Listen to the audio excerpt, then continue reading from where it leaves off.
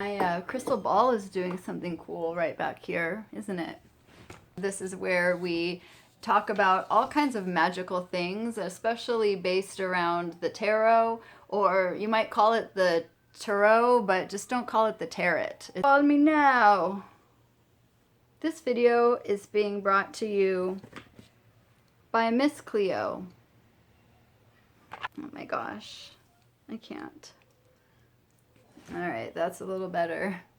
Hi guys, welcome back to the channel. I'm Naha and glad to have you here today as we discuss the misconceptions about tarot readers. So this is actually going to be a two-part video, and originally I was writing out a list of the top 10 misconceptions about tarot cards, and I started realizing there's actually a lot of misconceptions about readers as well. So I want to get to that right now.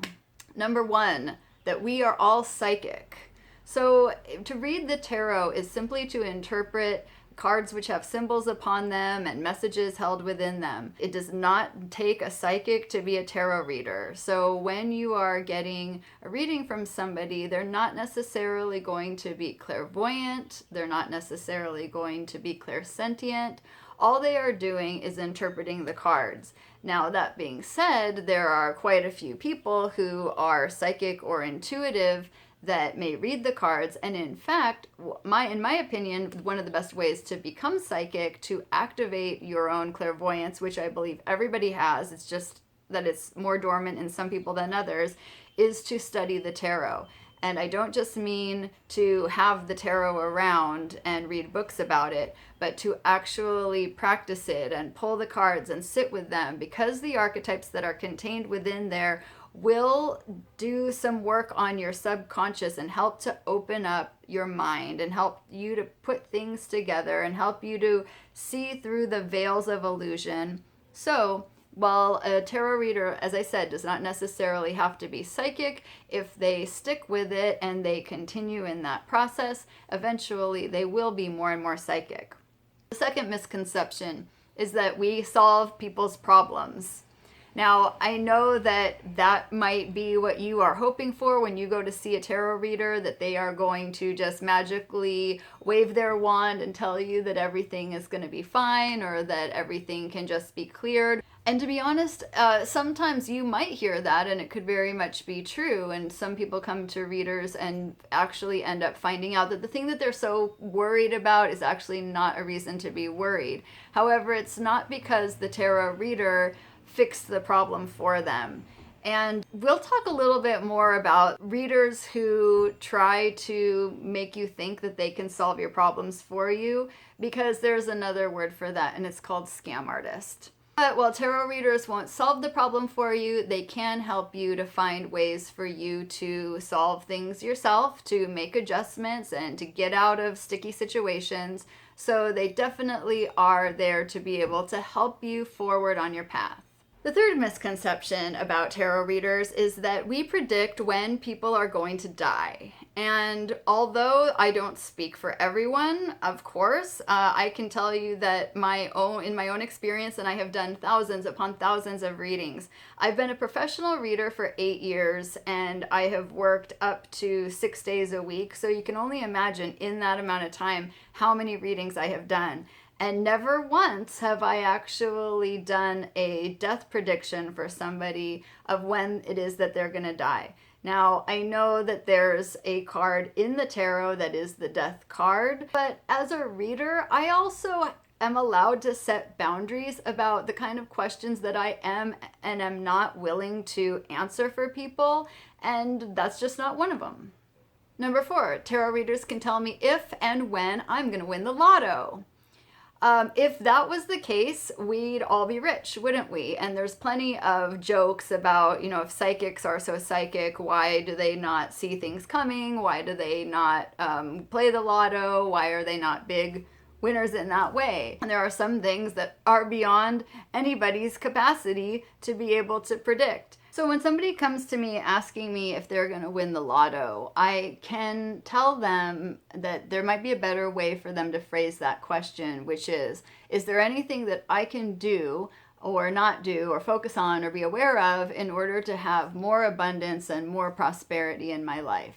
what people are asking for when they're asking that question is, are they going to have a stroke of luck? And I've said this on other videos. I honestly do not believe in just random luck. I believe that we earn the things that we get in life somehow, some way, whether in this lifetime or another time. What is perceived as luck is simply just the effect of something that was causal that happened prior. And that leads into the second question, which is, when am I going to win the lotto? When am I going to strike it rich? When am I going to strike oil? When am I going to hit the jackpot? And I am going to defer to a woman that I respect very much. Her name is THERESA Reed, and she is known as the Tarot Lady. And I've been following THERESA. She was actually one of the very first people that I followed when I made a Twitter account years ago. And that's because she did this thing on there that was called Card of the Day and Card of the Night. And so she would post a single card, and then she would have people write in what their interpretations of that card were. And she did it twice a day. Or maybe it was called AM Tarot and PM Tarot. Anyways, I always really enjoyed reading what people's responses were to that. And I was looking at her website once, and her website is thetarotlady.com, and nobody is more deserving than her to actually have scored that title. So one of the things that I love that it says right when you go to her front page of her website is this: if you're looking for a crystal ball to spell out the precise coordinates of where you're going and when you'll get there, good luck, and call me when you find it. And it's true, you know, there's no calendar in the tarot. So if there is any kind of sense of when something's going to happen, it's usually coming because the reader has some sort of intuitive hit or some kind of clairvoyant or some kind of psychic understanding and a connection that can be made. So definitely there are times when you can get specific times of when things would be good to do or not do, but when something random is going to happen in your life, it just doesn't work that way. And that leads to the next misconception, which is number 4, that tarot readers can tell you when you exactly are going to meet your significant other. And I can't tell you how often I get that question. When am I going to meet Mr. or Mrs. Right? When am I going to fall in love? When is that going to happen for me? Again, this is a situation where I ask the person to rephrase the question. The assumption is they want it to happen as soon as possible, right? So if that's the case, then why not phrase the question this way? Is there anything that I can be doing? Is there anything that I can be focusing on in order to attract the love of my life in even sooner? And of course, a lot of times that is focus on the self, bring up the level of your own self-love, because need and lack and desperation never attracted anything. Is that number 4 or number 5? Anyways, now we're on number 6. And that is the misconception that as tarot readers, we talk to dead people. Now, there is definitely a time when people who have passed away might speak to me through the cards, and sometimes that's ancestors, loved ones, past friends and family. But that is not something that it falls under the header of being a tarot reader specifically. That is called being a medium. So if you are a medium, then you are a person who can make contact with people's souls that have passed away. And different people have different opinions on that. Sometimes that might be something that comes through in a reading for me, but I don't consider myself formally a medium. If I get a message from the other side, I'll share it with a person, but it's not something that I'm specifically reaching out to, trying to get messages. What I am reaching out to try and get messages is something higher, and whatever that might be. Call it God, call it the divine, the creator, the universe, the all. It is some kind of higher perspective that is up above the perspective of the person that's sitting in front of me getting the reading and myself as a reader. Number 7, the misconception that a tarot reader can tell you your soul purpose. It's another question that I get asked a lot. I am directionless. What is my purpose? Why am I here? What is the meaning of my life? Now, although I do believe that a reader can help to point you in the right direction or can help you to see possibilities that maybe you hadn't thought of, it is my belief that a person's soul purpose can only be discovered by one person, and that is them. And I believe that it would be taking something away from a person to just be able to tell them, this is what your soul purpose is. You will know your soul purpose when you look down one day and you go, oh my God, I think I'm doing it. This is it. This is my soul purpose. You won't know and feel it completely until it's actually happening. It's kind of like love. You can intellectually understand the concept, but until you're in love, do you really know what that feels like? So you can see what someone else is doing or look at a certain option for you, and you might think to yourself, I think what that person's doing, that might also be my soul purpose. Or I think that this career path or this project or opportunity, this might be what my purpose is. Or even just like this way of thinking, this way of living. But until you actually do it, you're not going to know. So don't try to ask someone else to tell you what your soul purpose is. You will find it, and it's inside of you. Now, number 8 is kind of a big topic, and it has to do with what people think that a tarot reader really is. They think that a tarot reader is a fortune teller, and this is kind of inspired by that meme that says what my parents think I do, what my friends think I do, what my coworkers think I do, what I really do. And I will just share from my personal experience. You know, on the last video that I made, I talked a little bit about how when I was growing up, my parents took me around to dog shows during the summer on the weekends, and they still do that. And actually here in Southern California, they do come once a year to a dog show that's down here. And one time I drove out to see them, and one of their friends was there, you know, one of their dog show people. And the woman said to me, "Oh, Naha, what do you do?" And my mom quickly intervened and said, "She works in a gift shop." So, you know, that was not completely false, since House of Intuition does have a store, but you know, she wanted to keep up appearances.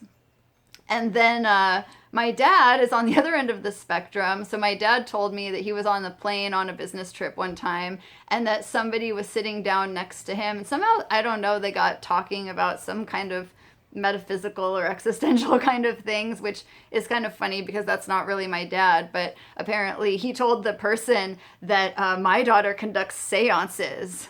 So again, I would refer him back to number 6, that we don't talk to dead people. But I just think it's amusing that, you know, one of my parents says that I work basically at a Hallmark store, and then the other person says I'm like that scene from Beetlejuice with the bride and groom rising up off the table. False, false. But a lot of people think the idea of being a professional tarot reader is some kind of a joke. You know, they think that you are some kind of a sideshow attraction. They think of Zoltar, where you put the quarter in and you get the little fortune. You know, they see it as a novelty. And another thing I've actually heard my dad say is that he's also got a brother who's a psychoanalyst, and he says, my daughter does the same thing, she just doesn't have the degree. And it is kind of true that being a reader can oftentimes be a lot like being a therapist, being a counselor, but you're just approaching it from a more spiritual perspective. There's a lot of misconceptions that the media puts out about people who are readers, and you know, it kind of like stems back from this lineage of it coming from the gypsies, and people think I actually had somebody show up to me one time and tell me that they were disappointed that I wasn't wearing a turban. But even on modern shows, and it is very, very much a thing on reality shows, to have that episode where they bring in a psychic, they bring in a tarot reader, they bring in someone to do a house cleansing. Can you even think of a show where they haven't done that? We get called all the time to do that for shows, and they really want you to like ham up the novelty part of it. And I just think, oh, and you're just feeding into that stereotype that you're some kind of like fictional type of character, you know? So what I'm hoping is that there can be a little bit of a breakthrough in modern times for more people that are open-minded about what the reality is of being a reader. And the truth is, when readings are done on television, my experience is that the only thing that comes across to an audience as kind of like a wow sort of aspect is when the reader says something that to the person that the audience already knows is a fact. So if the reader says, oh, I know this about you, I know this about your grandmother, your grandfather, their name was Jean, or something else that actually the audience can verify. Without that, then you're just in this realm of, well, this is what I'm telling you is likely to happen, or if you follow this instruction, then that will lead you towards this outcome. But it's sort of like, well, we'll see. So then what's going to happen is the audience going to check in, 3 months from now and see if what the reader said actually came to be. No, they need to know something right then in the moment. And that means that the reader is telling that person something that they already know. And what good does that do anyone? What good does it do you if a reader tells you something that you're already aware of? Some people will try to like test a reader and be like, well, tell me something that nobody would know. And to be honest, it's like, okay, well, I'll tell you something that nobody knows about you, but what has that proven to you? Has that given me more credibility in some kind of way? Don't worry about trying to test your readers. Don't waste their time. Don't waste yours. Just go to a reader that's reputable. In this day and age, you can go online, you can read reviews, and even better, go through a referral from a friend. Find somebody that you know that goes to readers, and find somebody that they trust and try it out. And I always like to say, finding a good tarot reader is like finding a good hairstylist. Someone can be really good at their job and they're not necessarily going to cut their hair the way that you like it. So part of it is finding a good match for you. So I'm not trying to tell anybody's fortune. What I'm trying to help people do is to make good decisions and to improve themselves so that they can live a better life. The future is dependent upon the choices that you make now and the things that have happened up until now. So as a reader, I have to be unflinchingly honest and just tell a person, look, this is what you need to work on. This is what you need to fix. This is what you need to address so that you can move forward towards those goals that you have. Now, it's not just the media that has created this misconception of who readers are. It's also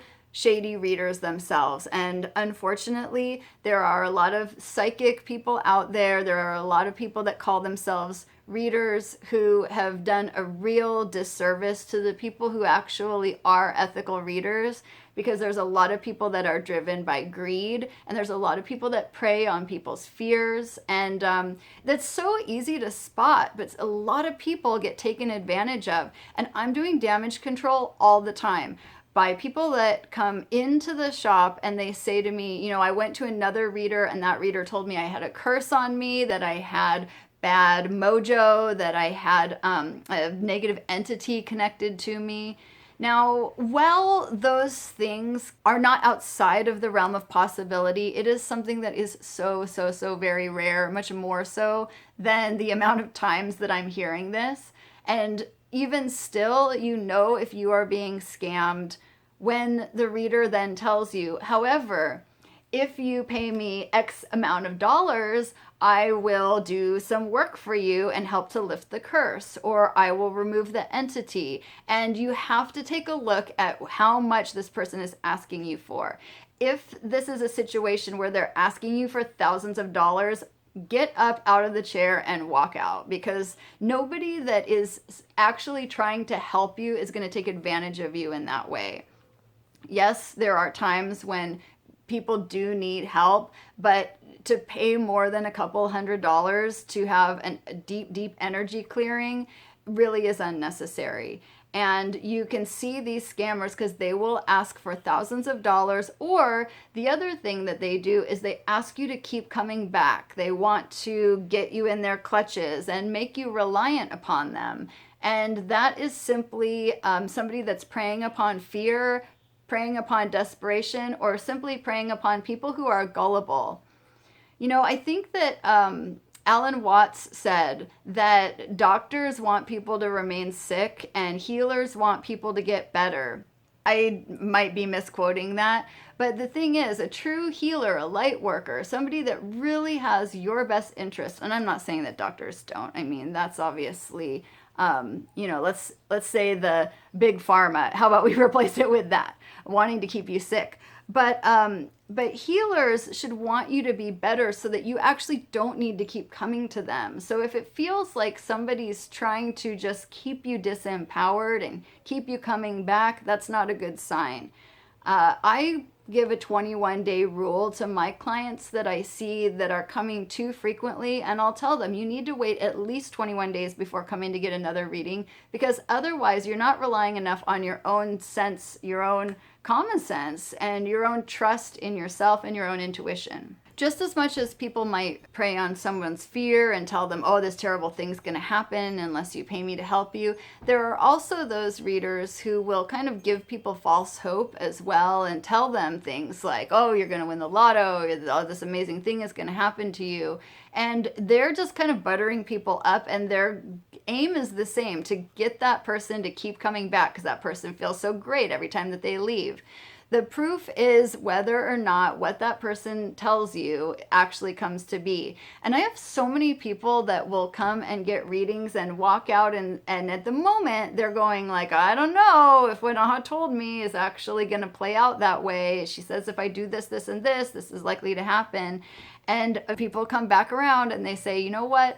I was not so sure about what you said, but as months have gone by, I've seen that everything played out exactly the way you said it would. The number 9 misconception is that tarot readers are simply picking up on visual clues and body language, and that they're just kind of reading what's going on with you based off of that. And to be quite frank, that is a thing, and it's called cold reading, and it's when you kind of pick up on cues from the person. And I don't know, it's like something that the FBI does too, to like tell when people are lying, you know. So if you're a cold reading specialist, then you don't have to be intuitive or even know the cards at all. You basically are just picking up on things about that person. But a true reader is not going to be even caring about who you are, what you look like, or how you're expressing yourself. In fact, I've found that that can lead you off track more than it can lead you on. So once in a while, I will do a reading for somebody, and the whole time they're sitting there and they're going like this, and so I'm thinking like, oh, they're totally getting it, like this is resonating with them. And so they're nodding their head, and then I will stop and I will say, so does this make sense? And they'll go, like this has all gone totally over their head, and it's just their natural expression to be nodding in conversation.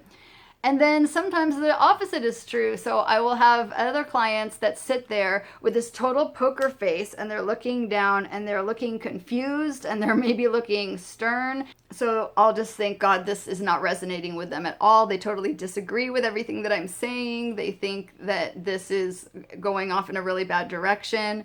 And as we wrap up the reading, I'll say, is there anything else that I could help you with or help you to understand better? And then they'll go, that was the most amazing reading I've ever had, and walk out. And so it's like, there's no way that you can really completely determine what's going on with somebody by their reactions.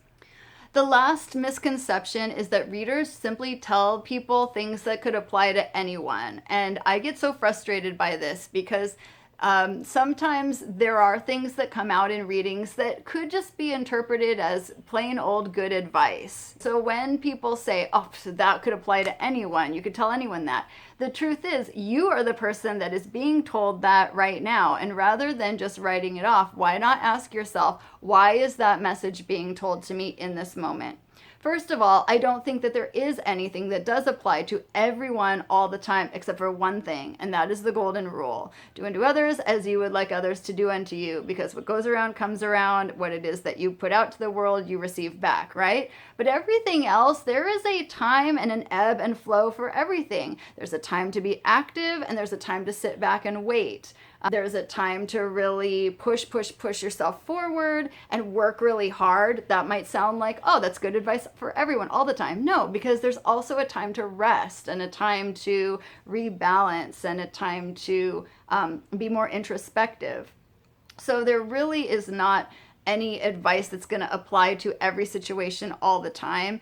And rather than worrying about things like that, just focus on, if you're getting a reading, this is the message that I'm being told, so this is what I need to focus on right now. Now, there is a final message that I want to share as a final misconception, and that is that tarot readers are always right. Well, are they or aren't they? Only time will tell. So have you ever had any of these kind of experiences with readers? Are you a tarot reader, and have any of these kind of misconceptions ever been placed upon you? I'd love to hear your comments down below.